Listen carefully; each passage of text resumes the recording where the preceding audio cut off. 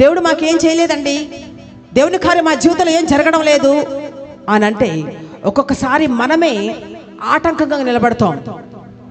మన ఆలోచనలు, మన ప్రవర్తనే మన జీవితంలో దేవుని కార్యం జరగకుండా ఆపివేస్తుంది. ఎవరైతే దీన మనసుకులై ఉంటారో దేవుని సన్నిధిలో వారికి మాత్రమే దేవుడు కార్యం చేస్తాడు. ఈవెను చూడండి, చాలా మంది ప్రభు నువ్వు నన్ను స్వస్థపరిస్తే కానీ నేను స్వస్థత నాయనా, నువ్వు నన్ను విడిపిస్తే కానీ నన్ను నుంచి దెయ్యాలే పోవు అని వచ్చిన వారందరినీ ప్రభు అయిన యేసుక్రీస్తు వారు విడిపించాడు, స్వస్థపరిచాడు.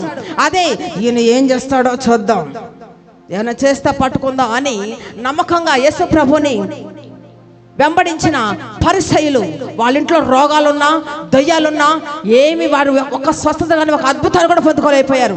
వారు 24 గంటలు యేసు ప్రభు చుట్టే ఉన్నారు పరిసయ్యులు శాస్త్రులు, కానీ దేవుడి నుంచి వారు ఒక్క అద్భుతాన్ని కూడా పొందుకోలేకపోయారు. హృదయాన్ని ఎరిగిన దేవుడు. హల్లెలూయా, హల్లెలూయా.